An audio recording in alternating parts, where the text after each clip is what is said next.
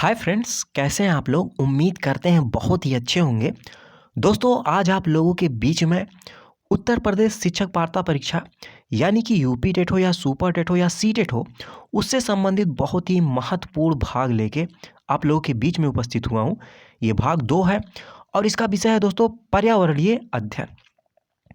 दोस्तों, ये जो भाग है ये मैराथन क्लास है, टेस्ट सीरीज है।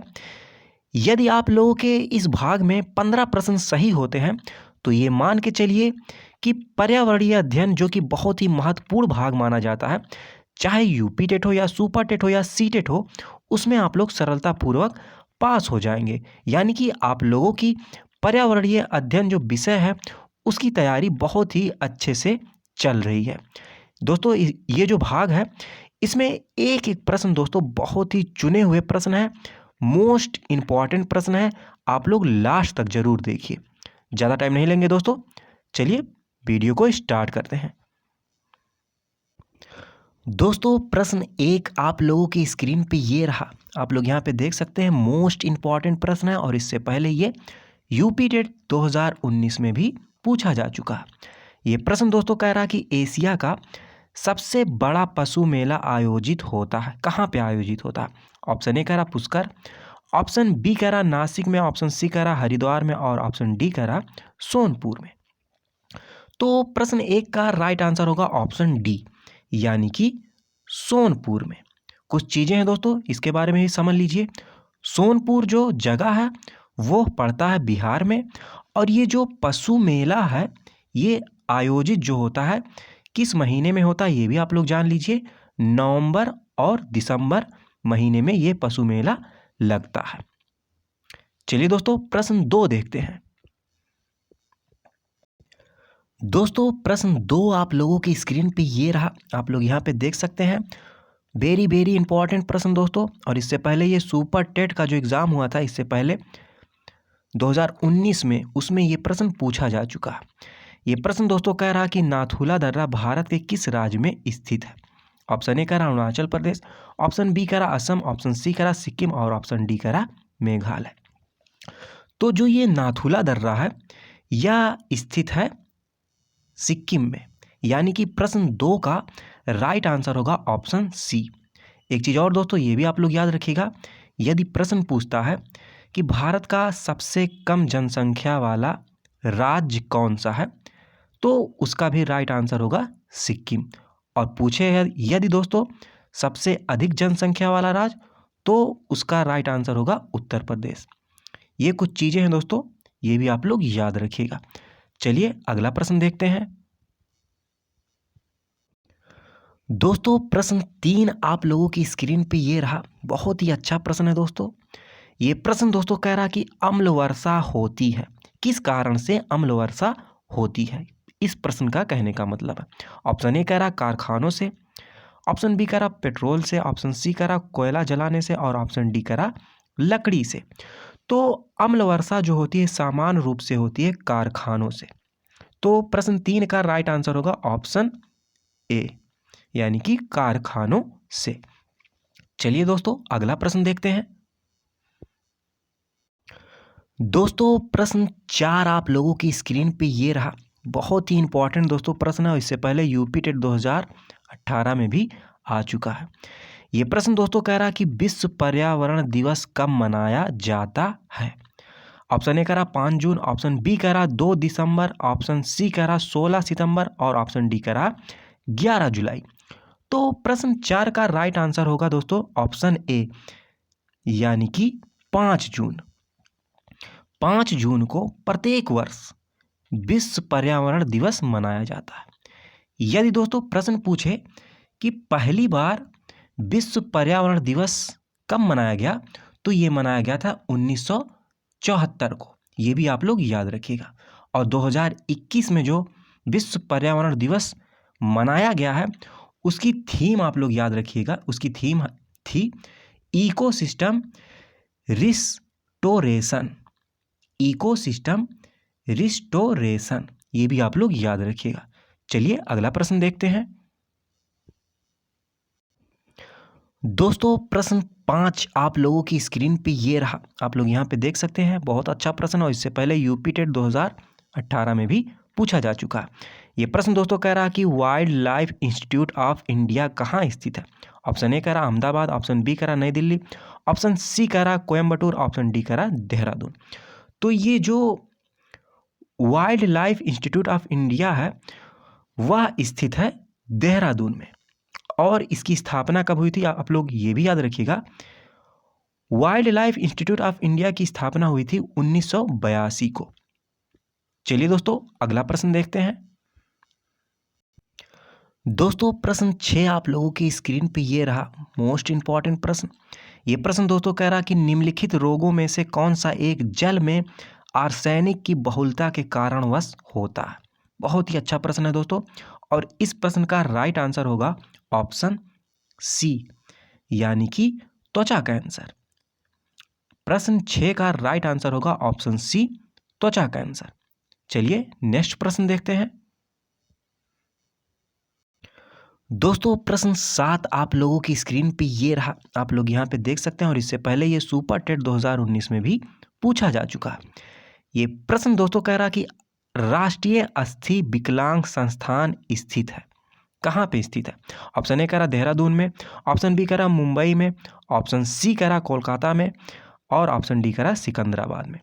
तो राष्ट्रीय अस्थि विकलांग संस्थान जो है यह स्थित है कोलकाता में, यानी कि इस प्रश्न का राइट आंसर होगा ऑप्शन सी।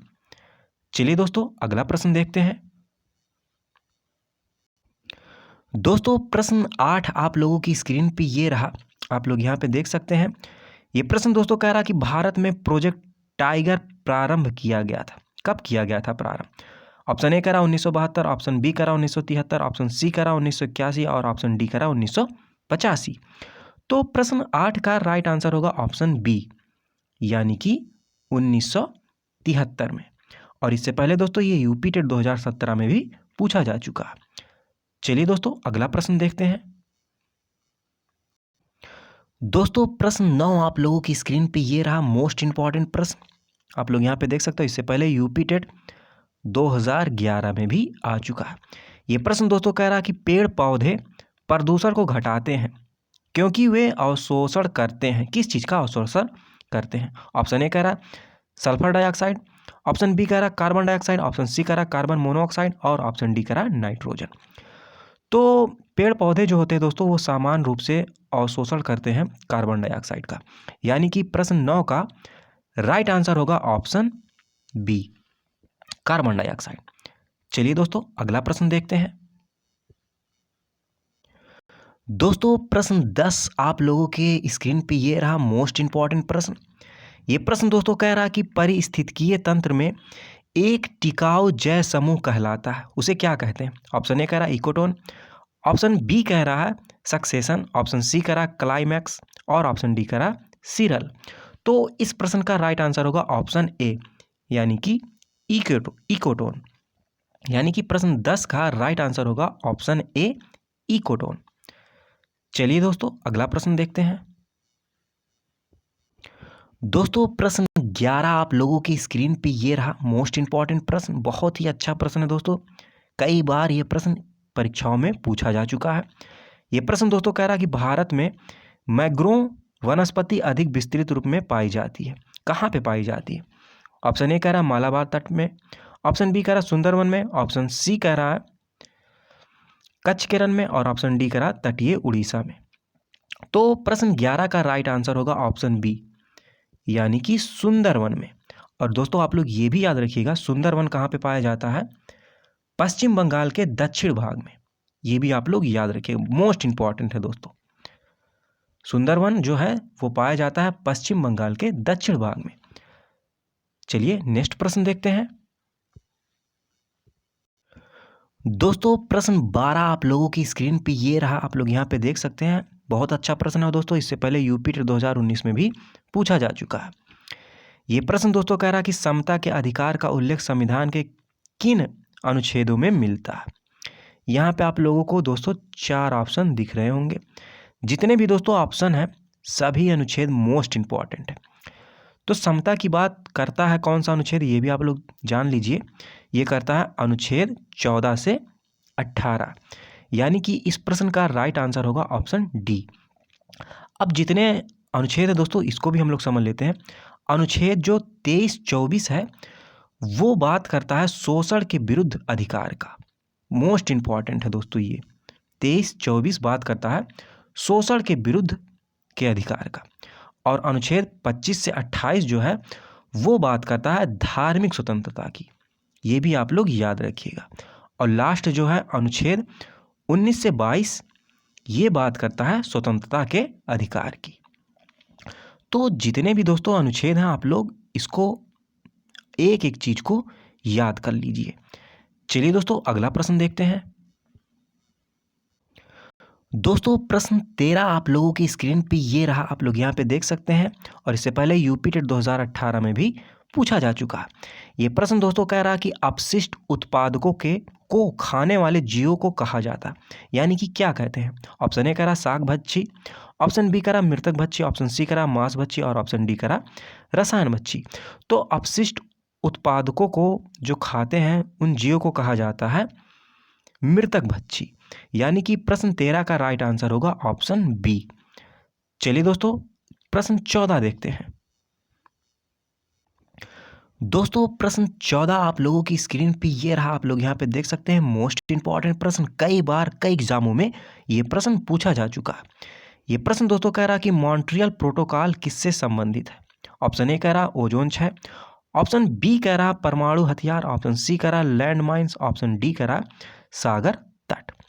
तो मॉन्ट्रियल प्रोटोकॉल का संबंध जो है वो है ओजोन क्षय से, यानी कि प्रश्न 14 का राइट आंसर होगा ऑप्शन ए। चलिए अगला प्रश्न देखते हैं। दोस्तों प्रश्न 15 आप लोगों की स्क्रीन पे ये रहा, आप लोग यहाँ पे देख सकते हैं। बहुत अच्छा प्रश्न है दोस्तों।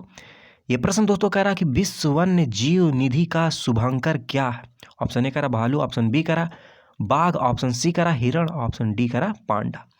तो विश्व वन्य जीव निधि का शुभंकर माना जाता है पांडा को, यानी कि प्रश्न 15 का राइट आंसर होगा ऑप्शन डी। चलिए अगला प्रश्न देखते हैं। दोस्तों प्रश्न 16 आप लोगों की स्क्रीन पे ये रहा, और इससे पहले दोस्तों ये प्रश्न सीटेट 2014 में भी पूछा जा चुका। ये प्रश्न दोस्तों कह रहा कि ईबीएस संक्षेपण डैश अर्थ में उपयुक्त होता, यानी कि ईबीएस का मतलब क्या होता, इसका फुल फॉर्म क्या होता, कहने का मतलब ये है। तो इस प्रश्न का राइट आंसर होगा ऑप्शन सी, यानी कि इन्वायरमेंटल स्टडीज। बहुत ही दोस्तों कॉमन प्रश्न है लेकिन अच्छा प्रश्न है। प्रश्न 16 का राइट आंसर होगा ऑप्शन सी। चलिए अगला प्रश्न देखते हैं। दोस्तों प्रश्न 17 आप लोगों की स्क्रीन पे ये रहा, आप लोग यहाँ पे देख सकते हैं। ये प्रश्न दोस्तों कह रहा कि निम्न में से कौन विश्व उष्मायन का कारण है। बहुत ही अच्छा प्रश्न है दोस्तों। इससे पहले यूपी टेट 2011 में भी पूछा जा चुका। ऑप्शन ए कह रहा जल प्रदूषण, ऑप्शन बी कह रहा मृदा प्रदूषण, ऑप्शन सी कह रहा वायु प्रदूषण और ऑप्शन डी कह रहा ध्वनि प्रदूषण। तो विश्व उष्मायन का कारण जो है दोस्तों वो है वायु प्रदूषण, यानी कि प्रश्न 17 का राइट आंसर होगा ऑप्शन सी। चलिए अगला प्रश्न देखते हैं। दोस्तों प्रश्न 18 आप लोगों की स्क्रीन पे ये रहा, आप लोग यहाँ पे देख सकते हैं। मोस्ट इंपॉर्टेंट प्रश्न दोस्तों, कई बार एग्जामों में ये प्रश्न आ चुका है। ये प्रश्न दोस्तों कह रहा है कि बुक्सा राष्ट्रीय उद्यान कहाँ स्थित है। ऑप्शन ए कह रहा गुजरात, ऑप्शन बी कह रहा है पश्चिम बंगाल, ऑप्शन सी कह रहा है बिहार और ऑप्शन डी कह रहा उत्तर प्रदेश। तो बुक्सा जो राष्ट्रीय उद्यान है वो स्थित है पश्चिम बंगाल में, यानी कि प्रश्न 18 का राइट आंसर होगा ऑप्शन बी। चलिए अगला प्रश्न देखते हैं। दोस्तों प्रश्न 19 आप लोगों की स्क्रीन पे ये रहा, मोस्ट इंपॉर्टेंट प्रश्न दोस्तों। ये प्रश्न दोस्तों कह रहा कि राष्ट्रीय कृषि वानिकी अनुसंधान केंद्र स्थित है, कहाँ पे स्थित है। ऑप्शन ए कह रहा झांसी में, ऑप्शन बी कह रहा दिल्ली में, ऑप्शन सी कह रहा कानपुर में और ऑप्शन डी कह रहा जयपुर में। तो राष्ट्रीय कृषि वानिकी अनुसंधान जो ये स्थित है वो स्थित है झांसी में, यानी कि प्रश्न 19 का राइट आंसर होगा ऑप्शन ए। चलिए दोस्तों इस टेस्ट सीरीज का लास्ट प्रश्न देखते हैं, यानी कि प्रश्न 20। दोस्तों प्रश्न 20 आप लोगों की स्क्रीन पे ये रहा, आप लोग यहाँ पे देख सकते हैं। और इससे पहले दोस्तों ये प्रश्न जो है सीटेट 2013 में भी पूछा जा चुका। ये प्रश्न दोस्तों कह रहा है कि पंखुड़ियों के अंदर फूल के बीच में कुछ पतली पाउडर जैसी रचनाएं दिखाई देती हैं, जिन्हें कहते हैं, क्या कहते हैं? तो इस प्रश्न का राइट आंसर होगा ऑप्शन सी, यानी कि पराग कहते हैं। जो पंखुड़ियों के अंदर फूल के बीच में कुछ पतली पाउडर जैसी रचनाएं दिखाई देती हैं, उसे कहा जाता है पराग, यानी कि प्रश्न 20 का राइट आंसर होगा ऑप्शन सी। ये थे दोस्तों आज के वीडियो में कुछ महत्वपूर्ण प्रश्न जिस पे हम लोग चर्चा किए। ये दोस्तों वीडियो अच्छी लगी हो तो वीडियो को लाइक करिएगा, अपने दोस्तों के साथ शेयर करिएगा। जो मेरे दोस्त इस चैनल पे नए हैं और चाहे सुपर टेट हो या यूपी टेट हो या सीटेट की तैयारी कर रहे हैं या करना चाहते हैं, इस चैनल को सब्सक्राइब कर सकते हैं, क्योंकि मैं इस चैनल के माध्यम से निःशुल्क चाहे सुपर टेट हो या यूपी टेट हो या सीटेट हो उसकी तैयारी कराता हूँ। यदि दोस्तों इस वीडियो में कोई त्रुटि हो तो उसके लिए मैं क्षमा चाहता हूँ। लास्ट तक वीडियो को देखने के लिए बहुत बहुत धन्यवाद, आभार, जय हिंद।